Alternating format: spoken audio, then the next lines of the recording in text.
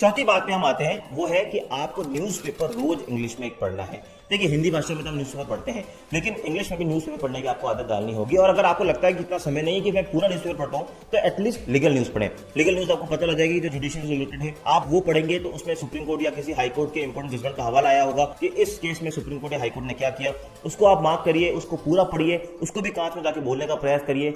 ऐसा करने से भी आपके इंग्लिश में काफी सुधार आएगा। ना सिर्फ न्यूज़पेपर, बल्कि मैं कहूंगा कि अगर आपको लगता है कि न्यूज़पेपर में कोई अच्छी लीगल न्यूज नहीं आई है, तो आप लीगल ब्लॉग्स पढ़ सकते हैं। आजकल इतने सारे ब्लॉग्स गूगल पे आपको मिल जाएंगे, या फिर लाइव लॉ को फॉलो कर सकते हैं। वैसे पेड प्रमोशन नहीं है लाइव लॉ का, लेकिन एक मेरा एक्सपीरियंस से मैं कह सकता हूं कि जैसे मैं लाइव लॉ काफी पढ़ता हूं, तो मुझे लगता है वहां से मुझे काफी सारी इंग्लिश सीखने में मुझे मदद मिलती है। अब हम आते हैं वीडियो के एक नेक्स्ट पार्ट पे, जहां हम बात कर रहे हैं फिफ्थ टेक्निक की, और वो ये है कि सबसे बड़े तरीका मैं अगर आपको बताऊं लीगल इंग्लिश सीखने का, तो ये है कि जब भी आप किसी सीनियर का ऑफिस ज्वाइन करें, तो उनके ऑफिस में अगर आपको टाइम मिल रहा है तो ट्राई करिए उनकी पुरानी पिटिशनों को पढ़ने का।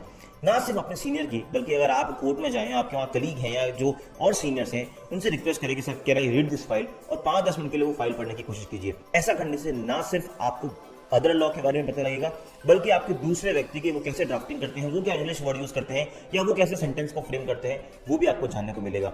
मैं आपको बताऊं, जब मैं वकालत में आया था तो मेरी जो शुरुआती जो मेरी तालीम मुझे जो गुरु से मिली, वो थी क्रिमिनल साइड में। लेकिन मुझे पता था कि मुझे अगर आगे बढ़ना है तो मुझे सिविल साइड, रेट साइड या टैक्सेशन साइड भी मुझे आगे प्रैक्टिस करनी होगी। तो मुझे क्योंकि उसका इतना एक्सपीरियंस नहीं मिल पा रहा था, तो जब मैं कोर्ट में जाता था तो मैं बाकी लॉयर से मांगता था जो सिविल साइड में, रेट साइड में प्रैक्टिस कर रहे हैं, कि सर मैं आपकी फाइल पढ़ लूँ, तो वो मुझे फाइल देते हैं और मैं 15-20 मिनट पूरी फाइल पढ़ता था, और जो मुझे पॉइंट लगते थे वो मैं अपने नोटबुक पर नोट डाउन कर लेता था। ऐसा करने से मैंने 1-2 साल कंटिन्यूस किया, इनफैक्ट मैं आज भी कर रहा हूँ। ऐसा करने से जब मैं पीछे मुड़ के देखता हूँ तो मुझे ऐसा लगता है कि मुझे इंग्लिश वर्ड्स को लेकर बहुत सारी क्लैरिटी आई है। ना सिर्फ इंग्लिश वर्ड्स को, बल्कि मुझे बहुत सारे लॉज को जानने का मौका मिला है। अब आते हैं हम इस वीडियो के लास्ट पार्ट पे, जहां हम बात करें सबसे इंपॉर्टेंट टेक्निक की।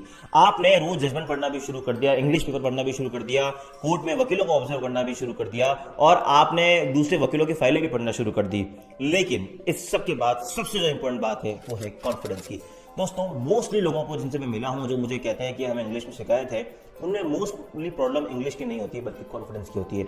जब आप कोर्ट में जाएं या जब आप किसी से बात करें, तो पूरे कॉन्फिडेंस से बात करें। आपको ऐसा लगना चाहिए कि आपको इंग्लिश आती है, क्योंकि आप मेहनत तो कर रहे हैं, और कहीं ना कहीं हमने बेसिक हिंदी मीडियम में ग्रामर तो पढ़ी होती है, तो हम इतने कच्चे भी नहीं होते कि हम इंग्लिश नहीं बोल पाए। तो अगर आप पूरे कॉन्फिडेंस से बोलेंगे, तो मुझे पूरा विश्वास है कि आपकी इंग्लिश में जल्दी निखार आएगा। ना सिर्फ कॉन्फिडेंस से बोलना है, बल्कि आपको एक रोग से भी दूर रहना है, वो है कि क्या कहेंगे लोग। अगर आप इस बात पे फोकस करते हैं कि लोग कैसे देखेंगे मुझे, लोग हंसेंगे मेरे इंग्लिश पे, तो फिर आप इंग्लिश नहीं सीख पाएंगे।